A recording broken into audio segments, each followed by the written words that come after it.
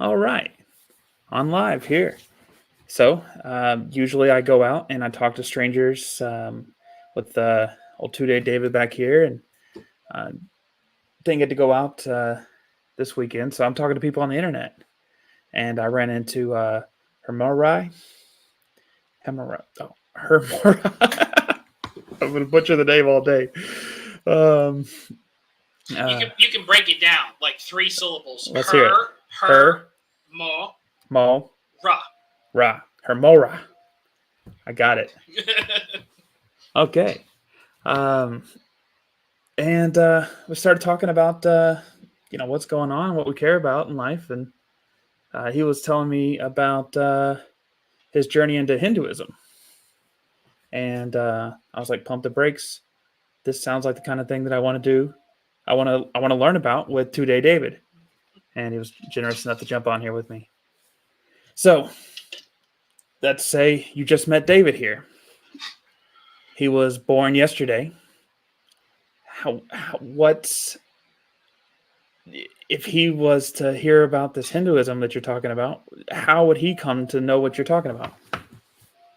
So, first of all, just saying, like, I love the idea because I've heard the argument a few times from secular or atheist-minded people who have this approach, like if I was born yesterday, stuff like that. I absolutely adore what you're doing. It's a very good intellectual approach. If I was talking to David, I would approach him and talk about.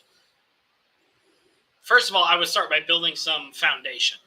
Like, what do you know, epistemologically speaking? Like, who are you, or do you know what you are? Do you know what's happening around you? And we would build from there. So, what do you think David would say to me? Like, if I was to approach him and say, like, who is David? Well, David's just a guy who, I guess, came out of a lab or something, fully grown and knows how to talk and interact with ideas, but doesn't have his own experiences. And apparently, he's in a sci-fi movie. And I guess, what. First off, let's talk about what Hinduism is to you, so we can understand fully where we're going towards here. Okay. It's a bit of a pivot, but I realized that as we started, I didn't really get it defined well. That's fine. Yeah, we can switch gears there. Okay, so what is Hinduism? Hinduism for me has been a journey over the past 7-8 years, give or take, of a discovering of who I am, who God is, who the people around me are, like what is creation, what are the building blocks, the foundations, and everything that is known, that is experienced. So it is a complete tautology. So how is that different than what other people are? What is specific about Hinduism that's different than what people typically talk about when they talk about God and reality? Sure. For me personally, it gets into more specificity. It gets into more detail than any other religion or particular philosophical outlet that I've discovered. Um, and I do like to make the point that because Hinduism is the longest practiced religion that still kind of exists to this day, they've had more time to work through what works and what doesn't. But for me, it's more about getting to the heart of it. Again, we discussed previously, but I grew up in the church. I grew up Christian, around wonderful people who taught me great things. And just as I grew older, I had more kind of advanced questions. And I felt, and I studied Christianity. I lived in it. I breathed it for 15 years of my life. And I reached like like a stopping block. And it's like, okay, something in my particular subjective perspective isn't being fulfilled here. I need something more advanced. I need something deeper.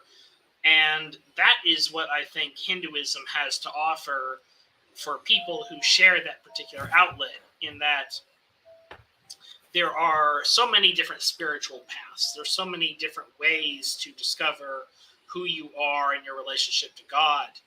Hinduism for me was a very intricate and specific path, and helped me to deal with things that some of them I was unaware of, some of them I was aware of, but was unwilling to acknowledge.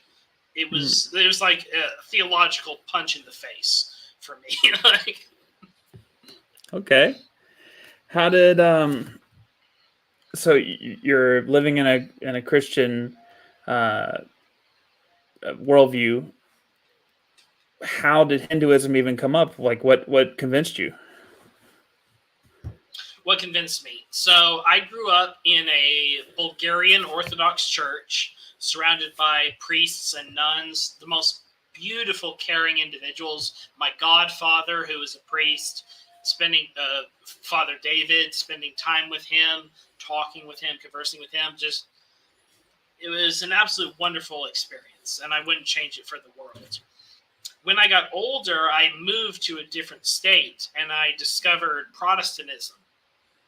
And I talked with, as I call them, armchair Christians, who just like to kind of sit there and say things, but you don't see it in their actions. You don't actually. So that kind of got my young, like late teenage, early 20s brain kind of thinking, like, okay, I have some questions here. And I started to raise those questions as I got into my early 20s. And God, the Texas accent came out there. I'm not even from here, but and they didn't have answers, or they just were trying to push me aside because they were aware of I was asking these questions in public among other Christians, like a fellowship of Christians. And I started asking questions about like their doctrine and the ecumenical councils and the Apocrypha, the origins of Christianity. They didn't want to deal with that. They're like, no, we can't talk about that. And it's like, wait a minute. This is your religion. Why would you not want to talk about it? So that drove me more to study more about Christianity, which drove me to study other religions and other where they come from. And I've studied Christianity, Judea. I spent a wonderful year and a half in an online Judaic community talking with them. I learned a lot there. Islam, I've had the wonderful experience of talking with many Muslims.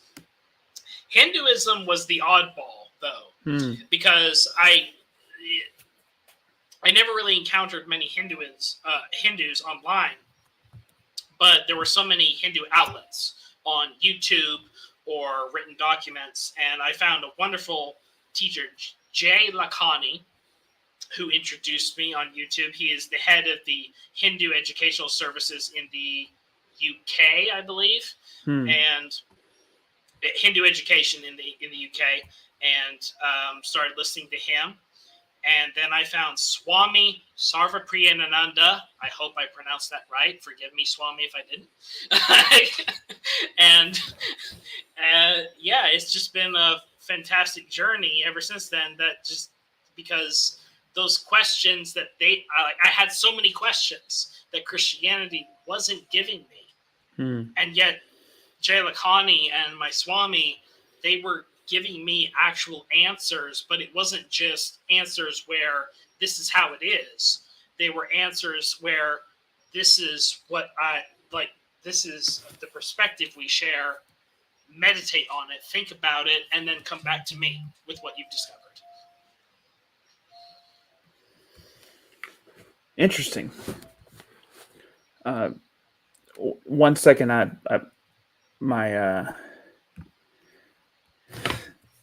I apologize. You're right.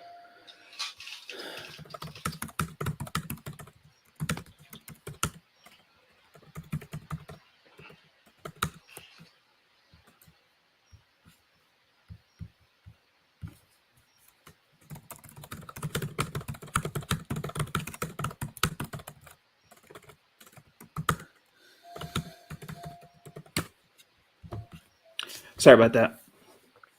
Wife was seeing if I could get the dog. I feel bad. Priorities. I understand. Okay, so these teachers were giving you more meat that you were looking for. They're answering questions that other people were avoiding, and where I guess I'm still trying to understand what specifically is the difference in, like, what does Hinduism claim uh, that we can understand? Like, I mean, how can we understand what Hinduism is claiming that's different?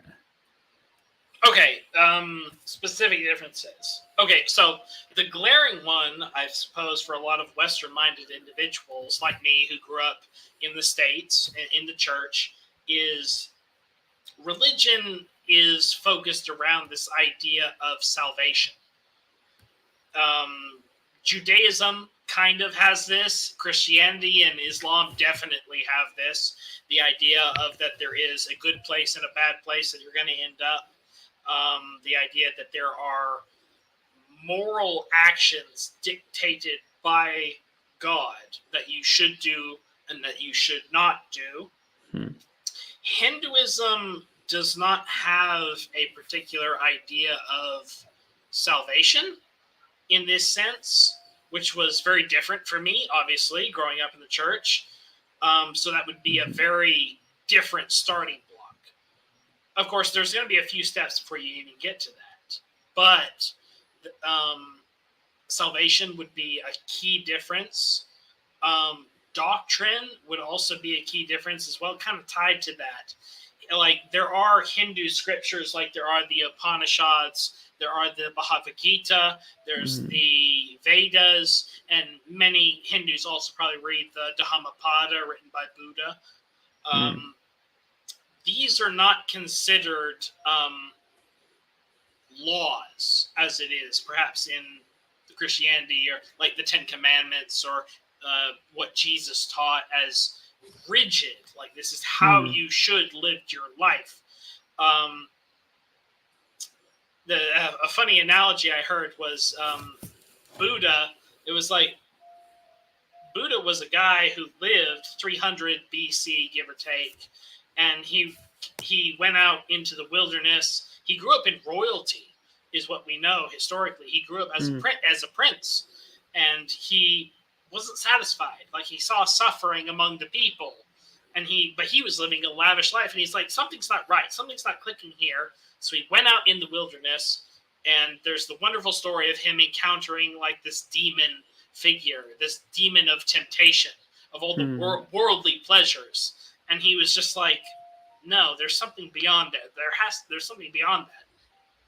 And what he came back with, what he wrote and what he talked about, was what he discovered. And basically it comes down to, I've discovered this thing.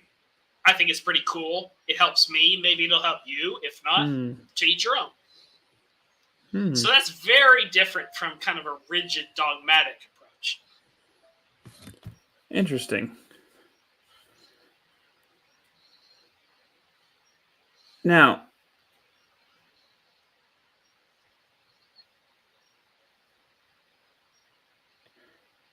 is this how Hinduism manifests in your life? Are there aspects? I mean, from my understanding,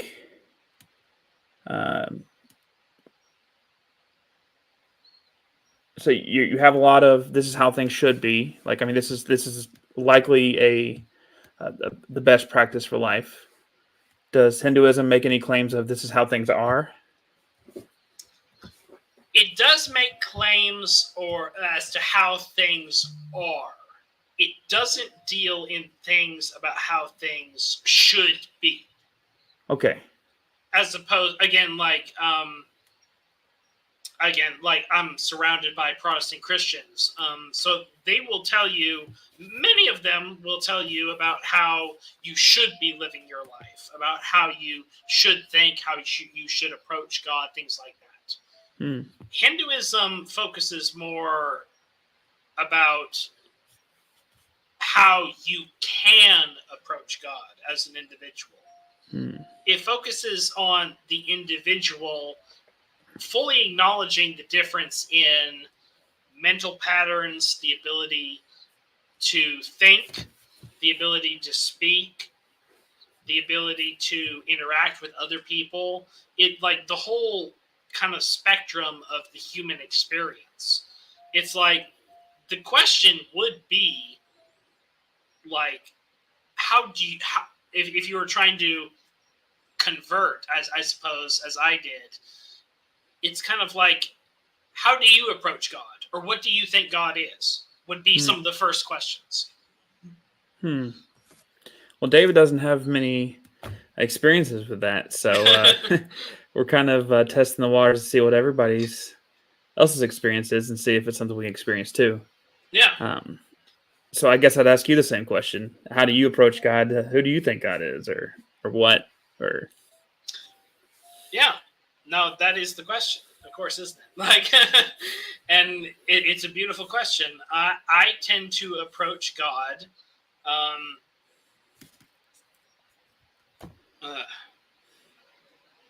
I'm not very good at simplifying my terms, so I will just say it as it is to David and hope that he's able to catch on in the end. But I approach God in a very kind of classical theistic way, in terms of perhaps Aristotle or Plato.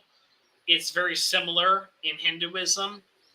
It's not necessarily a figure, like a being, something you can interact with.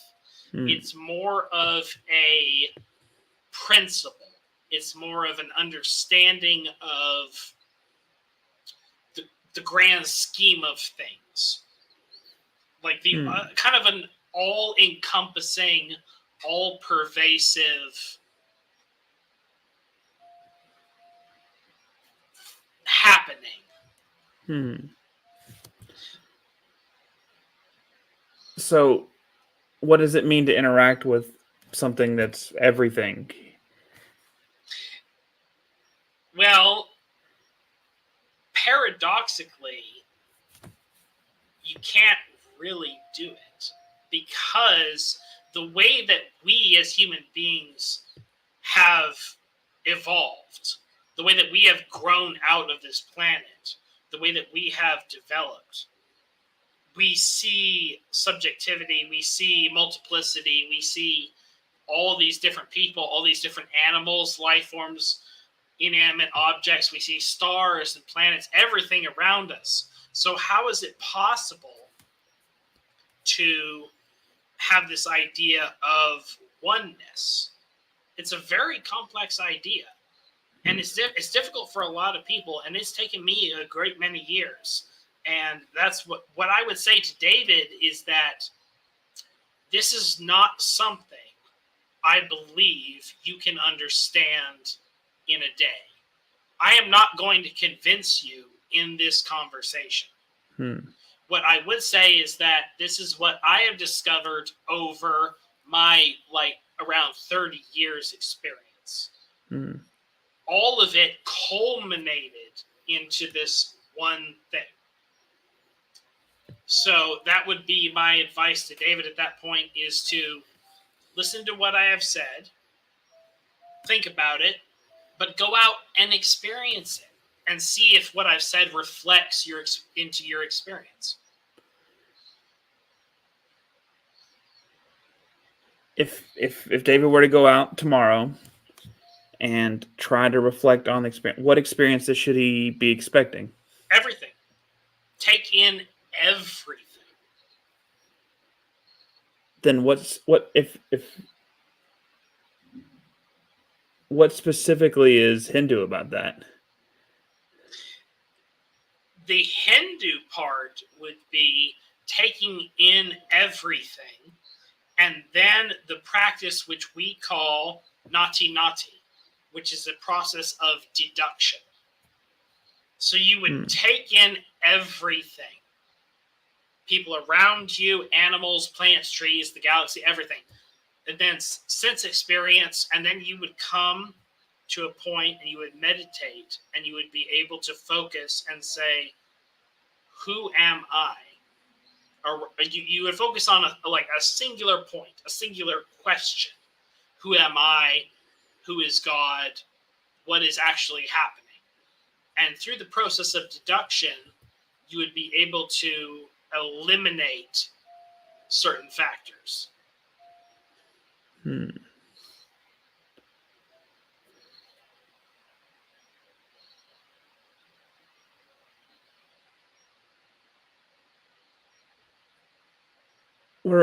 Are we mistaken in our memory that David and I that Hinduism had multiple god figures and like a pantheon of sorts? Am I mixing that up with something? David was only born 2 days ago. How could we possibly know that? Well, I mean, no. he gets around. He gets around. Yeah, we get David gets around. Yes, I would say that yes, what you're referencing is the devas or the devis, male and female, respectively. You're talking about the respective figures of the Godhead, as we call it. Because in Hinduism, this idea of God, again, it's closer to classical theism, as I understand it. The core idea, we call it Brahman. It's not something that can be represented in an image, analogy, paradox, things like that. They get close. And that's difficult for a lot of people. So the particular images that we see, like we see Shiva representing chaos and destruction. We see Vishnu representing preservation and care for creation. The Trimurti and Brahma representing creation itself. These are anthropomorphic representations of God from a human perspective. A way to connect with God and perhaps to devote a type of worship or a type of connection to God towards an actual image. But they're not necessarily a very rigid, literal type of a god in that sense. Like you will see depictions of many god, Shiva, Vishnu. If you go to India, you'll see the temples and the beautiful pictographs and things. But not all of them. Like you'll see Vishnu, and then over here Vishnu looks a little different. And then over here in this temple, Vishnu looks a little different. That's the same kind of idea. It's allowing for the human subjectivity, the interpretation of how do you approach God? Well, I see God as this. Well, I see God as this, but I see him a little bit differently in types of an image. And they're like, okay, you're both saying the same thing, but your individual human perspective is creating a different image. And that's beautiful. Yeah, I one of the things that I've come to learn in my life is that, that we're fractured in the way that we interact with other humans. Like, you only get to see a small fraction of who I am. My friends they see a fraction of who I am. My wife sees a bigger fraction, and it's different illustrations of me, but it's all me. Yes, absolutely. I could see that being a potential perspective. Does this God does this God interact with the world in any way, or is it more of just like a, what's the word, pantheism? Like it's everything, and we're just reflecting on it? Well, that's why I tend to get more into the classical theist sense, because in Hinduism there is the idea of avatar. An avatar is the idea of this all-encompassing oneness, this all-encompassing God manifesting individually on the planet for some specific purpose or whatnot.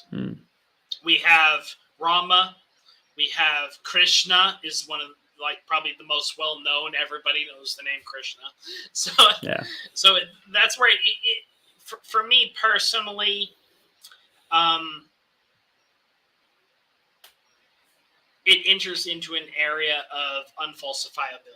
So I will, as a Hindu, but as someone who is devout, and because these stories and these events happened thousands of years ago, so I cannot factually say whether they happened or they didn't.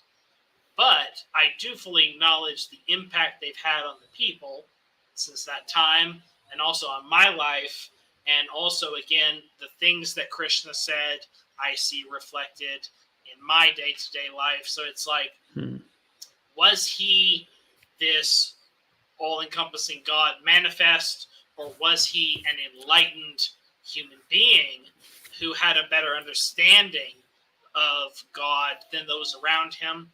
For me, it doesn't really matter at that point. Which one of those two do you think you would be most surprised is true? Like, which one would surprise you more to find out it's true?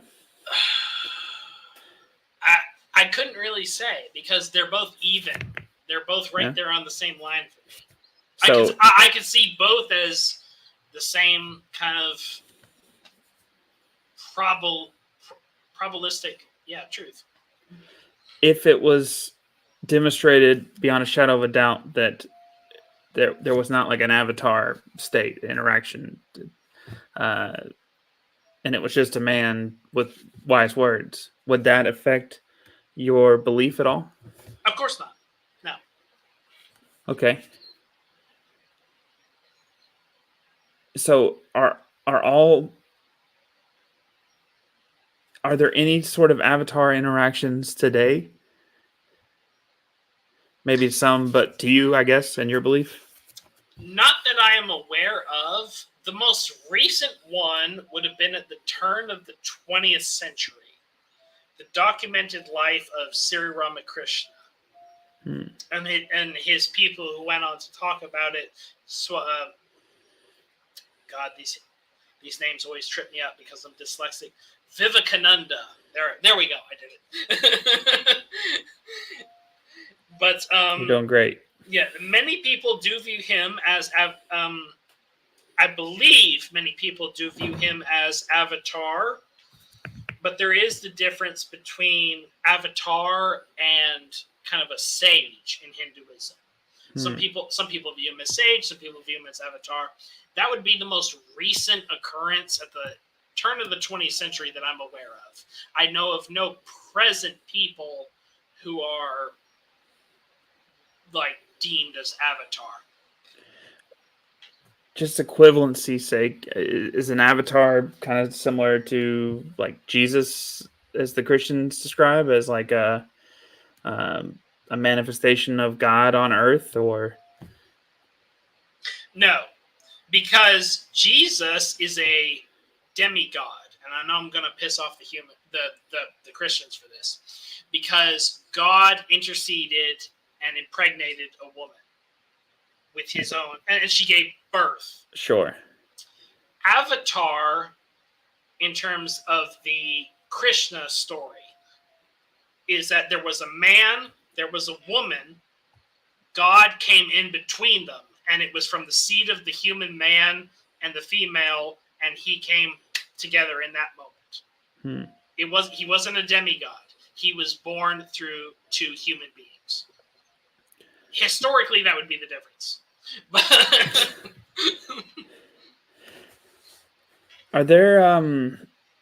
Is there supernatural in your worldview?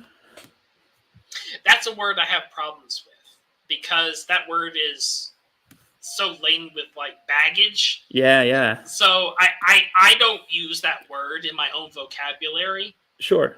So define it for me, just real quick. Does anything happen that is not naturally destined to happen materialistically, outside of human thought, which might be materialistic depending on how you ask?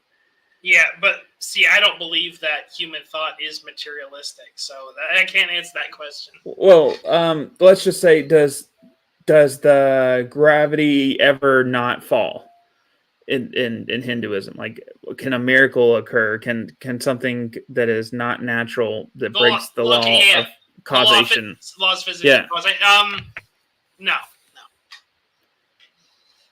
So, in essence, it's if David wanted to just go into the Hinduism, he would just reflect on his life and just accept what it's there. It wouldn't be necessarily as much like about learning something new that's there. That would be the starting point. The learning something that's new. Again, like, because I grew up in the Christian church. Sure.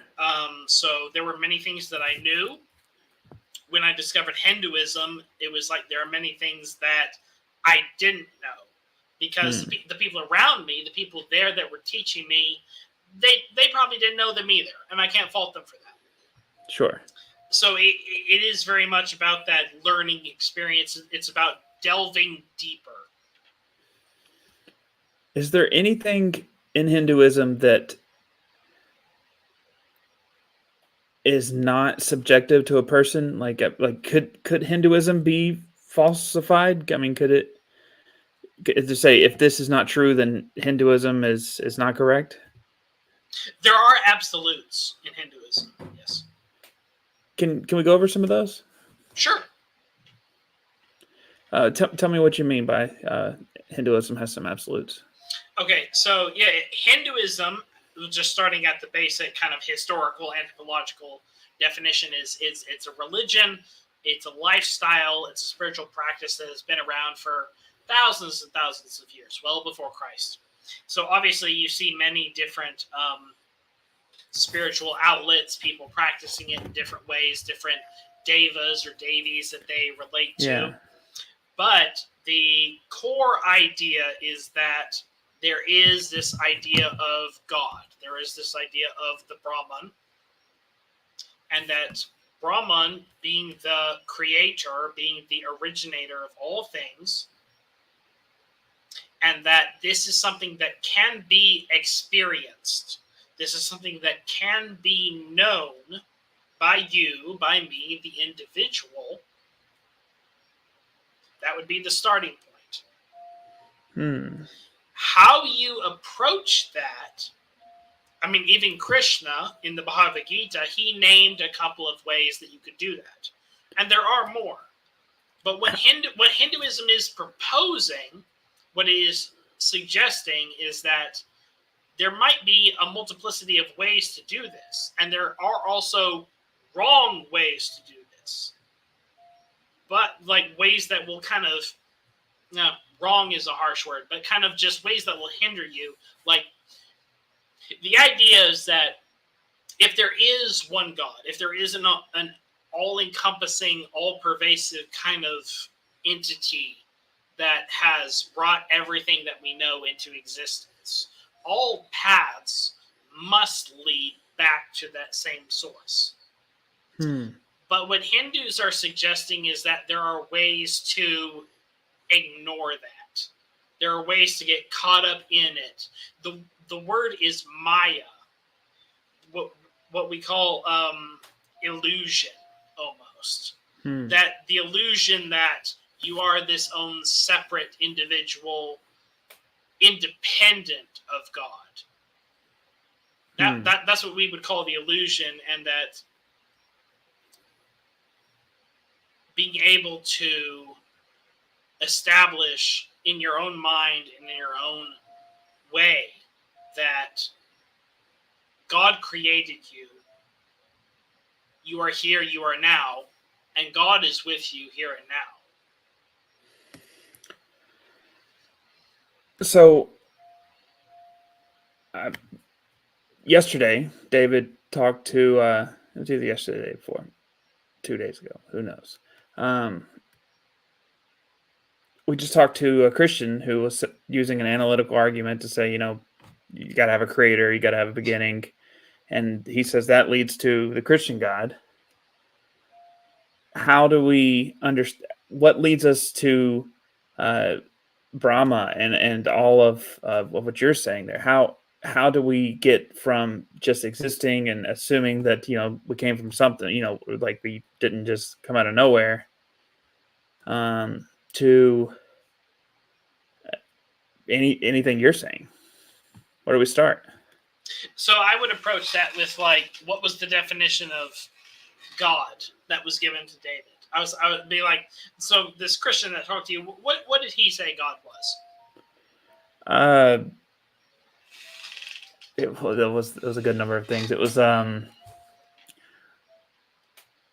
non-dependent, non-contingent being that has intention. It was a fun philosophy talk.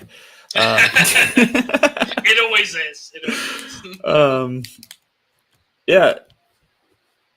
And somehow it was everything, and then created more on top of everything. And yada yada yada. It was relational and intentional beings, and it's an hour and a half talk. I'm too tired to remember. I'm sure.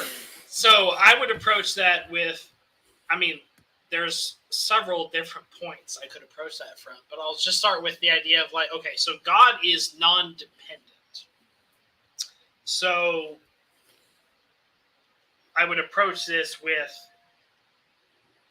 you've only been here a couple days, David, but you see everything around you. You can see people interacting. Perhaps you have an idea of biology and things like that. It's like, so this idea that God is non-dependent, that everything, but at the same time, creation, everything that is dependent upon this one thing. It's a very interesting concept, but it does lead you to an interesting point of where do we get to a point of God being an infinite? Do we get to God being an absolute? And perhaps that's a bit too much and a bit too philosophical at this point. Well, that was his position. Yeah. Either way, no matter, like everybody I've talked to about every issue in the world, it always ends with goes back to infinity. At some point. Sure, and I don't have a problem with that myself. Again, I'm a fan of Sir Roger Penrose and some of the things that he's talked about in terms of the infinite universe and things like that, as opposed to an infinite regress. I've never liked that idea myself, but they're similar if you think about it. Well, it's the idea of like, do you get back to that? But anyway, like, yeah, I get it. It'll fry my brain and a lot of other people's if we get into that. But again, like, it's very difficult for to simplify these types of things. But again, that's why I really appreciate what you've done, because it's making me think. Like, how would I approach David as a 2-day-old child almost? It's like, yeah. It's a very interesting thought experiment. But I would go back to the simplicity of it, and I would say, you've only been alive for 2 days, but look at everything around you, everything you've experienced, everything. Now, like, close your eyes, quiet your mind, and bring it to a singular point. And if you could put a word to that, I would be very surprised. And at that, Nirvana.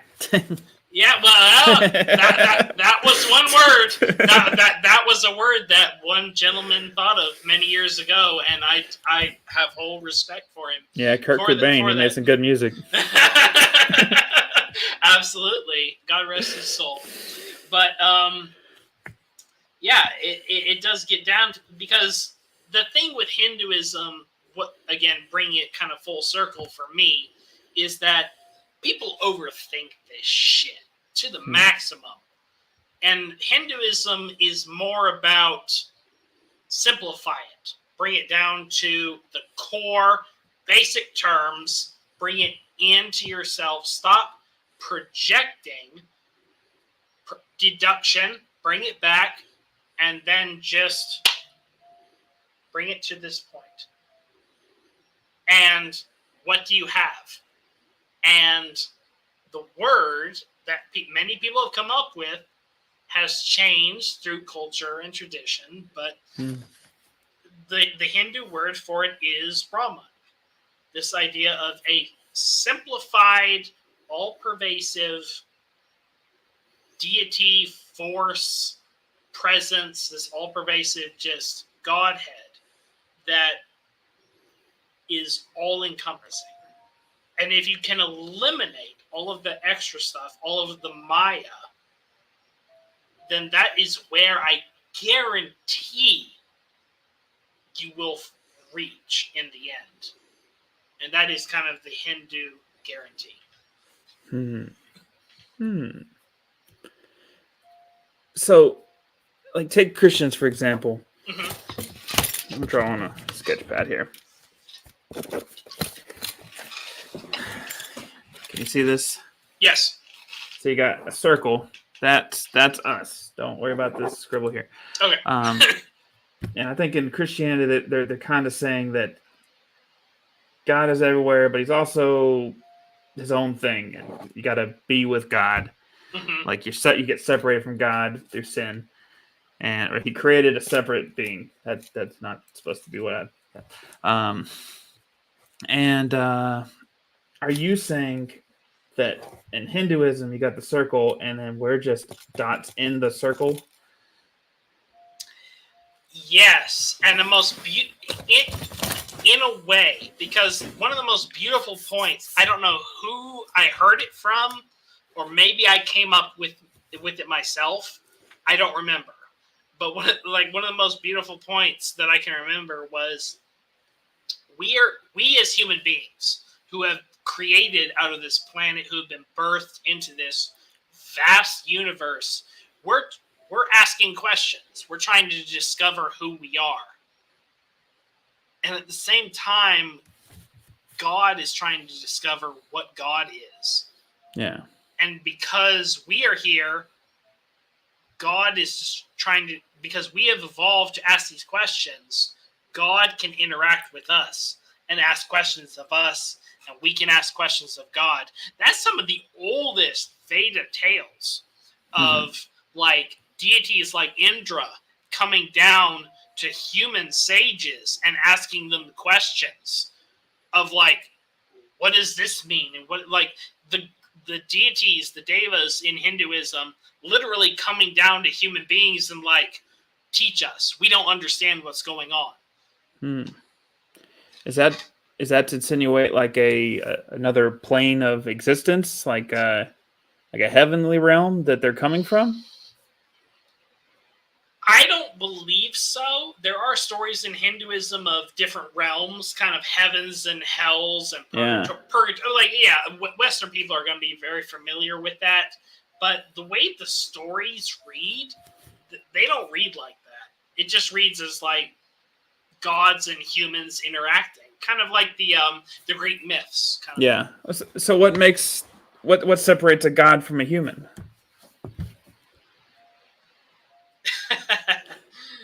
In the long run, nothing.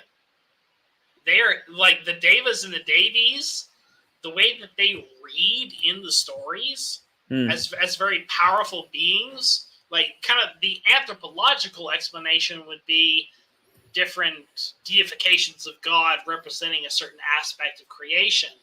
But the way they read in the stories, like the Upanishads, the Vedas sometimes, like asking questions of human beings and interacting, it's like they're trying to figure things out just the same way as we are.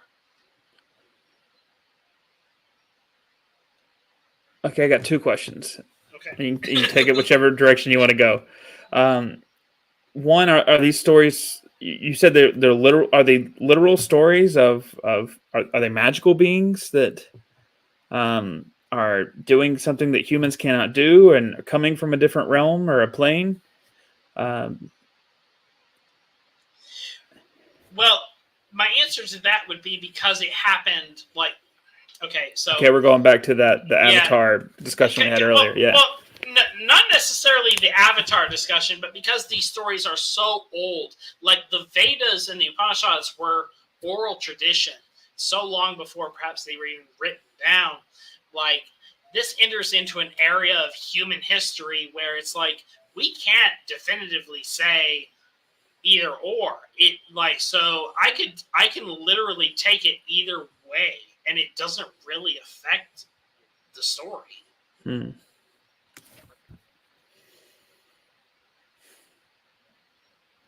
Does your life as a Hindu, do you see or experience anything similar to those stories at which you have almost otherworldly events happen? Like we talked about the breaking causal chains. Is that something that David should expect? I'm sorry, maybe I missed the last part of that question. Is that something that David should expect, that if he were to try to experience and fully embrace it? That he should expect. I mean, yes, because these stories, well, okay, so we'll approach it this way. Like, if you take these stories of things that happened, of like the Devas and the Devis inspiring human beings and them inspiring them, we have to take into account that this happened thousands and thousands of years ago, so they're all dead. They're all gone at this point. Okay, so the Devis and Devis are not eternal beings that are... No, they're all dead. They're all gone. deity type, okay. Yeah. That makes a little more sense. Yeah, the idea of an eternal being doesn't really exist in Hinduism. And that's, again, like, we have stories of the Devis kind of being born, creation, and many Hindus have this idea of kind of a, well, again, like, they interpret them more as a primordial force. But in the scriptures themselves, they interact with human beings, they talk with human beings, and there's these stories, things like that. So it's like, everything that lives dies. That is the principle of Kali in time, chaos, destruction. In Hinduism, everything that is will have an end. So it's been thousands and thousands of years. Everything we know from biology, physics, everything that we've discovered about the universe says that if these were actual beings, we have no reason to think that a being could live for thousands and thousands of years. So again, falsifiability, they're probably dead. They're probably dead.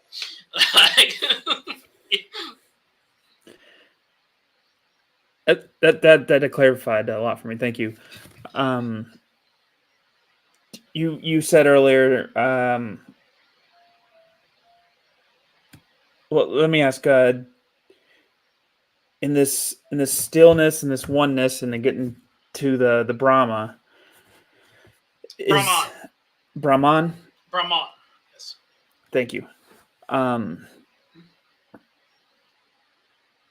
Is there anything intrinsically outside of? Is there anything personal with this universe that like makes a conscious, active interaction with you, or is it something that is just kind of tapping into the cosmic consciousness being? Does that make sense? I think so. It does enter into non-duality in the experiential philosophy sense. This idea that tell me more. If there is this principle, if there is this idea of a foundation, and we're going to call that God Brahman, then Brahman is the originator of everything that is known by us, the subjective apparent beings. So that means that Brahman can be experienced, known through us, because it is our foundation. It is the foundation of everything. And that is a core tenet of Hinduism, is that God can be known, it can be experienced, which goes against a few other religions, most religions probably. But like the idea of that God is not going to be something that you have to live this way, you have to behave this way, and then you'll find out when you die. What I would say, and what my Swami would say, I believe, would be that God is something that can be known, it can be experienced right now. And will I, or will David, or will John down the street experience the same guys as a shared reality, as a shared experience in that regard, or is it a hard solipsism problem? I don't know. It wouldn't be called a shared reality, because again, that's how we get to deities, Vishnu, Ganesh, Kali, Hanuman. That's how we get to that different interpretation, which I believe, and what my Swami has helped me with, is that those particular approaches are all valid, but they're all aiming, like, okay, so you have the idea of a prism, like a crystal prism. Light shines into the prism and is refracted. That is the subjective experience of God. All the different refractions are what human beings are experiencing. It would be the Hindu approach. What Hinduism, and particularly the scriptures, but also my teacher has helped me to do, is to be able to see all of those different perspectives, which is why I've studied all different religions, all different philosophies. I didn't just stop at Hinduism. I have to take in everything. I have to see everything from all different perspectives that I am mentally capable of. Again, because different human beings are mentally diverse. But if you can get to that point where we are all experiencing a singular point that we're going to call God, Brahman, then, and if you can stay there, if you can live there, and it's a very difficult thing for a lot of people, but that's what we call kind of the whole Hindu approach. And we don't spurn people because they're seeing God this way, or they see God this way, or like all of that, because the esoteric approach and what the Hindu scriptures, particularly myself, I read the Upanishads, and what the Upanishads teach us is that this idea of an absolute, an all-encompassing God who has created everything, and this multiplicity and subjectivity and everything. How could you possibly approach that? But subjectively, and yet, that is the paradoxical question. How do you approach an absolute paradoxically? And that's what Hinduism has provided. Hinduism has provided a path through the scriptures and through the teachers to approach an absolute paradoxically, through a subjective means. And it just utterly fascinates me. And that's been my life. Yeah, that is fascinating. I've learned a lot about Hinduism that I had no idea. And I'm sure David learned a lot. I'm sure I've given David a lot to think about. If Hinduism were not true, how would that affect your life? What would that look like? I don't even know what that would mean. Yeah.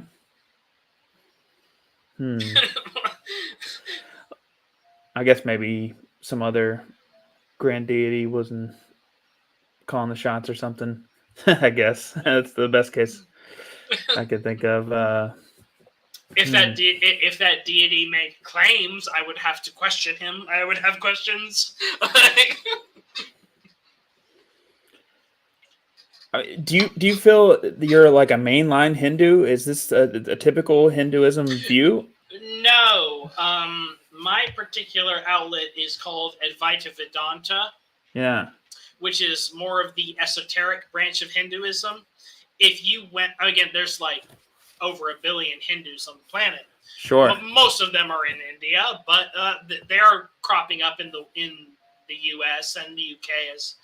as we've seen over the last couple decades.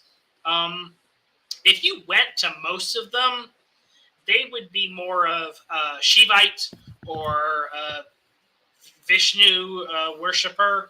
They would be more of a practical, day-to-day type of puja worship towards God. Advaita Vedanta, for me, is more of a philosophical, esoteric approach. There are, well, there's far less than 1 million Advaita Vedantists on the planet. I will say that. Interesting. And why do you think it is not more widely adopted? Because most people are very comfortable accepting a cultural religion. If you're brought up in Hinduism, you might never read the scriptures. Most Hindus, from something I heard, a statistic, have never read Upanishads. They might have read Bhagavad Gita, but they grow up in a Hindu household. They go to puja, they go to temple, they worship with their parents. It's the culture they're brought up in, and that goes for a lot of religions, actually. But yeah, it's more of that. Advaita Vedanta is more of the scholarly route. It's more of reading the scriptures, meditating on them, but also asking uncomfortable questions, which was something I was really drawn to because I asked uncomfortable questions unbeknownst to me, but it's like growing up in Christianity and then it coming into a Protestant church. I asked questions and I could see the pastors kind of flinch a little bit, like, and it's like, okay, let's get into this. And Hinduism had that for me. It delved into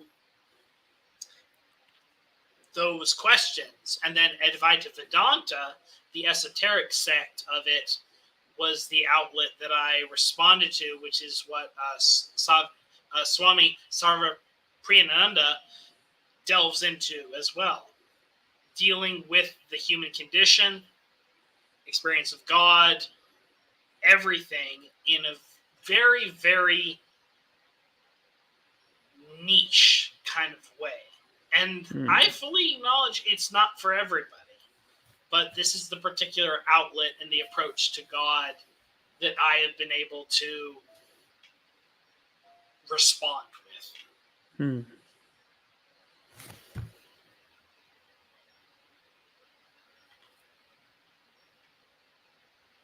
If I can just have a second to reflect on that, there's a lot of good things to think about.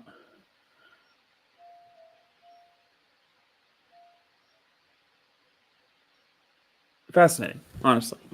I think I'm gonna call it right there, and maybe we can chat again later on similar or expanding topics. That would be because fun. I really enjoyed your explanations and learning a lot about what you got going on here with Hinduism, and I've learned a new word of Hinduism that I have to learn how to pronounce. A bunch of words actually, but yeah, you've definitely given David here a lot to think about. And if you had just one set of advice for someone who's interested in learning more, what would you say is the best course? Somebody who's learning more, I would say I would say if you can get it, get a copy of the Upanishads by Eknath Iswaran. Read it, think about it, and then go out there and live your life. All right. Well, great. Hermora. Did I get it right this time? Yes, you did. Yeah. Fantastic. I really appreciate you jumping on here. So spread the moment with me. Absolute pleasure. All right. I'll see you. All right, bye.